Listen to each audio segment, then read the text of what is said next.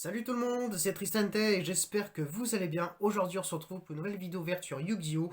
Donc on va s'ouvrir 4 coffrets pour la sortie inédite de Yu-Gi-Oh! Fantômes du passé, la deuxième incarnation.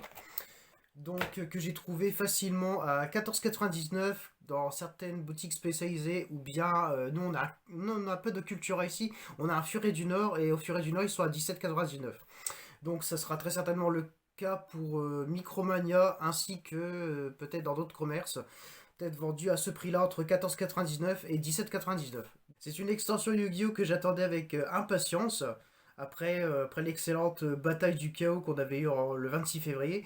Nous avons enfin une autre extension qui pourrait être l'extension de l'année car c'est le retour des Ghosts.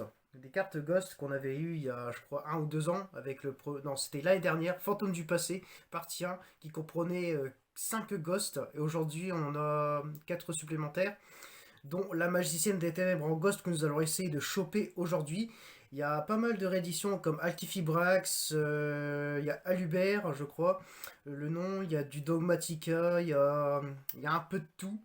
Et on a quelques nouveautés telles que Kugler, non, Kugler Neos Héros élémentaire, donc qui est la fusion de Neos avec Yubel, que je serais vraiment très impatient d'obtenir, ainsi que le nouveau cristal ultime qui s'appelle Bête Cristalline Dragon Arc-en-Ciel. Au début, je pensais que c'était une nouvelle artwork du Dragon Arc-en-Ciel, mais non, c'est un tout nouveau monstre. Donc, à voir si on peut jouer x1, x2 ou x3 dans le deck, dans un deck Bête Cristalline. Et bien sûr, nous allons aussi essayer de choper une ghost. C'est ça qui compte, je pense, le plus dans cette ouverture. Donc je ne vais pas faire de présentation de la boîte, puisque c'est à peu près la même chose que dans le, je veux dire que dans l'extension précédente de Fantôme du passé. Donc je vais pas aussi m'amuser à vous montrer comment j'ouvre les boîtes, parce que je vous garantis que c'est galère à ouvrir. On avait eu ça dans Hors Maximum Eldorado, puis dans Arsenal Mystérieux, et là c'est exactement la même chose. Ça va prendre au moins, bon, comme j'ai 4 boss, ça va prendre au moins 10 minutes, donc on se retrouve juste après.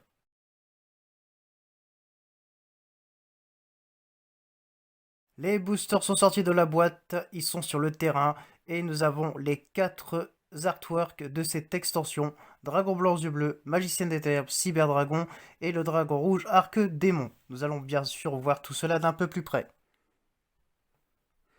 Alors, nous avons bel et bien 5 cartes dans chaque pack, et contrairement aux extensions que nous avons habituellement, nous n'avons aucune précision sur combien y a-t-il de super rares, d'ultra, de secrètes, etc. Donc, c'est peut-être une nouvelle stratégie pour Konami afin que l'on ne spoil pas trop sur combien y a-t-il de cartes dans cette extension. Nous allons donc procéder dans un certain ordre. On va commencer par les boosters Dragon Rouge Arc Démon, ensuite Cyber Dragon, et on poursuivra avec les dragons blancs yeux bleus et on terminera avec les magiciennes des ténèbres.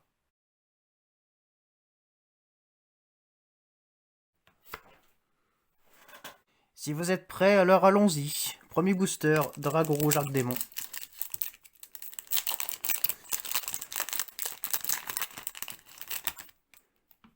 Donc on a 5 cartes. Et la ghost, la potentielle ghost se trouve à la fin, excusez-moi. J'ai du mal à parler. Allez. Donc voici notre première petite ultra, un spectre Fantoruse. Donc j'espère que vous voyez très bien les cartes. Alors, spectre Fantoruse, nous avons un Saturne agent du jugement. Il y a beaucoup de monstres agents dans cette extension. Donc ça c'est pour tout ce qui est, vous savez, sanctuaire déchu. Donc ça fonctionne avec le sanctuaire céleste, c'est marqué dessus. Alors jumeau Cypher, oui, il y a beaucoup également de Cypher dedans, avec des rééditions comme Soldat Galactique. Donc voilà, le fameux sanctuaire céleste, que donc vous devez utiliser avec le support agent. Donc une de 3. Donc la dernière, nous avons un 1008, 0 pas d'attaque. Et nous avons affaire à... Eh bien ça commence bien les amis. Nous avons Alubert, le fou du Despia. Je vais le mettre sous pochette après. On va poursuivre avec le deuxième booster.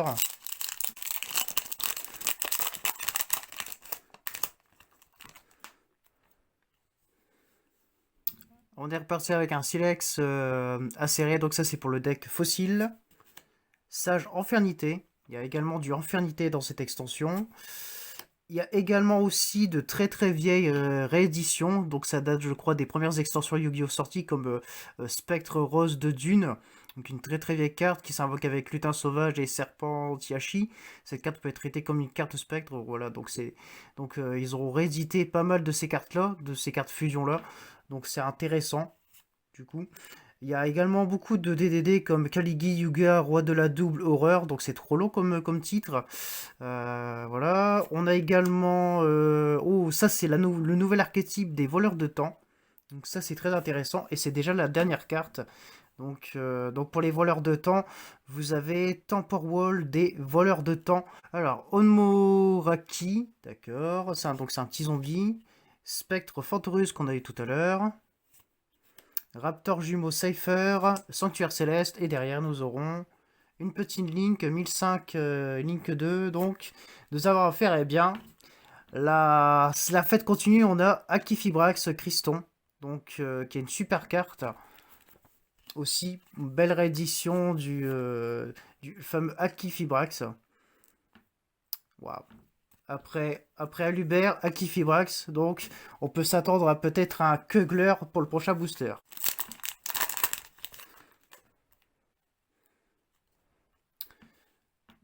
Il y a également ce que je vois du Esprit Tenni, donc Ashuna. Esprit Tenni Mapura. Il y aura encore un Esprit Tenni là derrière? Non, même pas. Nous avons un Lanceur Cupide. Avant-dernière carte, une belle réédition de Art du Rituel avancé. Et derrière, nous aurons un 2000 0 points d'attaque. Nous avons affaire à un Soldat Galactique, je m'en doutais. Soldat Galactique, qui est une belle réédition pour le deck, pour les decks galactiques, Photon Galactique ou bien Cyber Dragon. Une Ghost, j'y crois.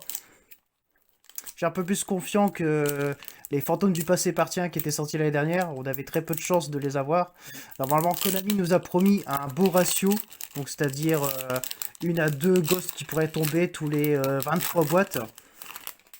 Donc c'est plutôt intéressant. Allez, DDD Savant Copernic. Donc il y a beaucoup de rééditions des monstres DDD. Nous avons le Cœur Céleste, donc il y a un nouveau support pour le deck Agent. Donc voilà. Ensuite nous avons Brutalité du Yangzing, donc pour le support Yangzing. Ensuite on a des rééditions de la Patrouille du Pillage, donc Bran, navire de la Patrouille du Pillage, que j'avais une fois en secrète. C'était dans les Teen Box 2020 je crois. Il était en secret, je crois, avec l'autre, la fusion. Nous avons également la réédition de Increase Eurovision. Donc voilà, donc une extension qui était sortie, je crois, en 2019, où il était fourni en secrète. Donc très intéressant pour le deck héros. Et enfin, ah bah, c'est la dernière carte. Je m'en suis même pas aperçu. Non, on a un Mercure Agent de la Sagesse. Elles sont belles les illustrations. Esprit Tenni Ashuna. Donc malheureusement il faut s'attendre à des doubles à partir de maintenant. Addition Matmec qu'on n'avait pas encore chopé. Guerrier double, donc qui est une réédition, je crois, qui était sortie dans la Teen Box 2020 ou 2021, je saurais plus dire. Et enfin 2000, je crois que c'est encore un soldat galactique, et en effet c'est un soldat galactique, donc une première double du soldat galactique dans cette ouverture. Toujours pas de Ghost. Pas de Kugler non plus. Pas de bête cristalline dragon arc-en-ciel. Troisième double de Esprit Tenni Ashuna. Esprit Tenni Mapura. Addition Matmec. Putain, mais j'ai l'impression que c'est le même booster que le booster précédent. Et dernière carte. 2100, 1700. Ça c'est peut-être... Ouais, c'est exactement une carte rétro. Sable mystique qui s'invoque avec soldageur de pierre et elfe ancien. Donc on a également du support vampire, vampire de l'ombre. Donc ça doit être une réédition. Pion Infernité. Le Magicien Quintet! Oh, belle réédition du Magicien Quintet qui tombe dans ce dernier booster Cyber Dragon. Justement, je m'en cherchais pour un de mes decks. Je le valide! Une nouvelle carte rétro, le Grand Mammouth de Golfin, donc qui s'invoque avec elfe, cheveux, serpent et dragon zombie. Donc qui est une belle réédition d'une très belle... c'est une très très belle petite ultra, donc une belle réédition d'une belle carte rétro. Je me souviens de l'avoir eu une fois en rare, je crois. C'était dans les tout premiers boosters Yu-Gi-Oh! Et derrière, nous aurons affaire à une carte magique. Ça sent un pendule, ça c'est DDD, Roi du Vice Requiem. Allez, Kugler, sors de ta cagette. Un petit nouveau Fantorus qu'on n'avait pas encore, Stein Fantorus. Donc toi, on t'a déjà eu. Du coup, toi aussi. Et toi aussi. Mais c'est incroyable ça. Les mêmes cartes à chaque fois. Addition, Batmec et Guerrier Double sont toujours là derrière l'autre. Et derrière, nous aurons à 800, 1400 de défense. Et nous avons affaire à encore un petit Temple Wall des voleurs du temps. Alors, pour avec le deuxième booster Dracofeu. Dracofeu, excusez-moi. Dragon blanc, yeux bleus.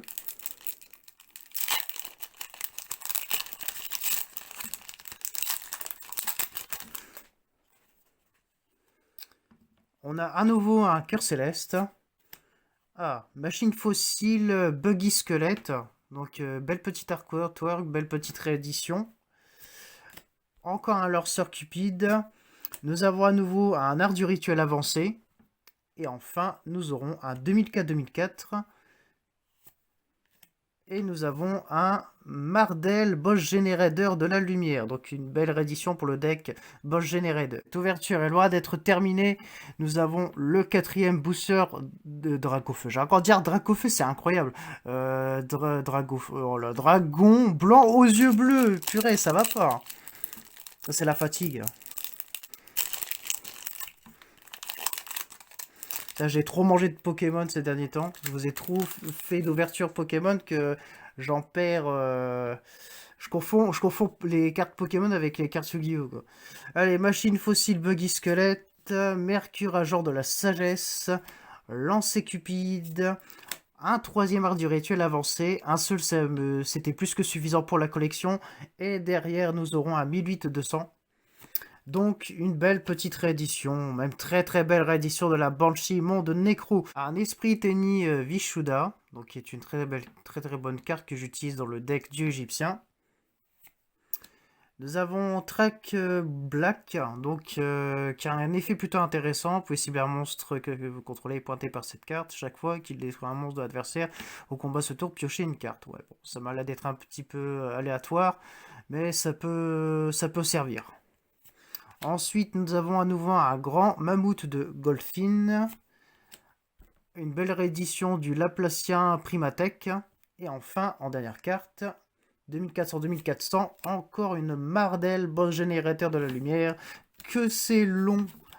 Et voici les amis, les 4 derniers boosters que nous allons ouvrir dans cette ouverture. Les 4 derniers boosters Magicienne des Ténèbres.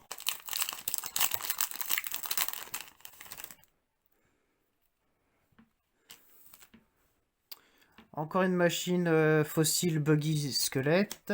Un autre Mercure. Nous avons un Prana de Yangzing qu'on a. C'est le premier qu'on chope. Ensuite, nous avons un Royaume Vampire. Donc une belle réédition pour le support Vampire. Donc c'est une carte sur de terrain pour le deck Vampire. Un 1006-1008, je ne pense pas qu'on l'a eu. Donc à ce que je vois, c'est un héros. Donc Faris Héros Vision pour le deck héros. Donc Esprit Tenni encore. Stein Fantorus. Ah, notre premier cyberdragon ultime corrompu. Il est magnifique. Magnifique. Incroyable. Pour la collection, ça j'adore. Ensuite, un Tragédie d'Espiane. Donc, belle petite réédition pour ceux qui utilisent des decks d'espions, quoi. Ou pour tout ce qui est le base le déchu, le marqué, tout ça. Donc c'est intéressant pour ceux qui utilisent ce type de deck. Pardon. Et enfin, nous aurons un petit 1008-0. Donc, nous avons à nouveau un Alubert, le fou de Despia. On peut dire que j'ai de la chance. Il nous reste encore 2 boosters, les amis.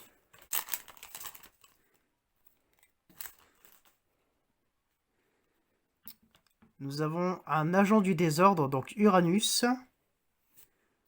Esprit Tenni, donc lui on l'avait déjà, je crois. Adara, non, c'est le premier qu'on a. Nous avons un grand paladin Nirvana. Oh, belle réédition du numéro 38 Espoir, annonciateur dragon titanesque galactique. Donc ça va faire plaisir à tous ceux qui utilisent Photon Galactique. Et enfin, nous aurons à nouveau... Ah, j'ai cru qu'on allait avoir encore un Akifibrax, mais non, nous avons une lune protectrice des agents. Voilà. Allez, les dernières cartes. Stand Fantoreuse, l'oiseau... Oh bah, encore un de Cyberdragon Ultime corrompu. Un stratégie d'espia et derrière, allez. Ah mince. Alors, de faire le petit bilan, je tiens à préciser que le jour vient de tomber, et donc je suis obligé d'utiliser le petit éclairage de ma chambre pour vous faire ce bilan. J'ai sélectionné, avant de commencer ce bilan, donc les cartes que nous avons eues essentiellement aujourd'hui, enfin selon moi, que nous avons eues essentiellement aujourd'hui dans cette ouverture, qui sont importantes soit pour ma collection ou pour mes decks. Nous avons eu la petite réédition de l'art du rituel avancé. Ensuite, les deux vampires, les deux supports vampires, Vampire de l'ombre et le royaume vampire.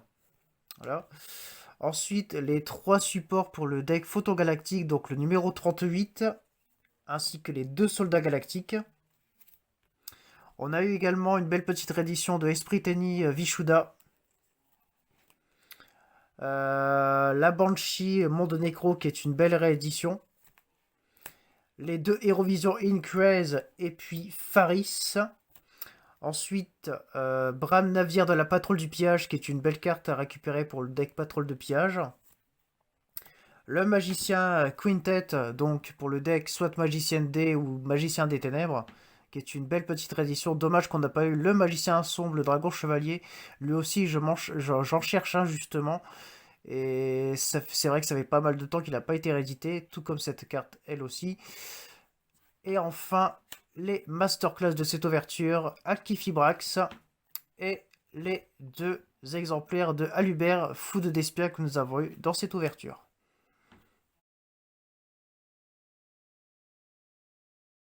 Et voilà, cette ouverture est terminée. J'espère que vous l'avez appréciée. C'était vachement une très très bonne ouverture, même si j'ai pas eu de ghost. Si je suis un peu déçu, oui, d'avoir pas eu au moins une ghost pour dire de terminer en beauté. Mais on a eu pas mal de rééditions intéressantes, donc comme Alubert x2, un Akil Fibrax, mais j'ai quand même pu récupérer un Magicien Quintet pour un de mes decks. Donc c'est déjà bien. Bon, oui, voilà, c'est déjà même très très bien. Donc c'était bel et bien une très très bonne ouverture de 4 coffrets Yu-Gi-Oh! Fantôme du passé, la deuxième incarnation. Il n'est pas prévu au programme que je vous fasse une deuxième ouverture sur cette extension, même si ça peut être, même si ça pourrait être intéressant pour vous et aussi pour moi. Donc je vais y réfléchir. En tout cas, si vous avez aimé l'ouverture, mettez des pouces bleus, commentez cette vidéo, partagez-la et abonnez-vous si ce n'est pas encore fait. Donc on se retrouve la fois prochaine pour une ouverture Pokémon. Donc on poursuit notre exploration de EB09 Star Étincelante avec épisode 9, épisode 10. Et ce sera peut-être le dernier épisode. L'épisode 10 sera peut-être le dernier que je ferai sur Star Étincelante. Avant de vous en aller, je tiens aussi à préciser que je remercie toutes les personnes qui se sont abonnés à la chaîne, qui continuent à regarder mes vidéos et à me soutenir. Car oui, nous avons enfin, je ne sais pas si vous l'avez remarqué, mais j'ai enfin atteint la barre des 50 abonnés. Donc cette vidéo était non seulement une vidéo ouverture inédite sur des coffrets Yu-Gi-Oh! Mais c'était aussi une vidéo ouverture pour fêter les 50 abonnés. Voilà, c'est la petite précision de cette fin de vidéo. Donc j'espère que vous avez vraiment apprécié, que vous avez pris plaisir à regarder cette belle vidéo ouverture de 4 coffrets Yu-Gi-Oh! Fantôme du passé, deuxième incarnation. Donc d'ici là, portez-vous bien, excellente fin de journée à vous, et on se dit à la fois prochaine avec Pokémon EB09 Star Étincelante. Bye bye!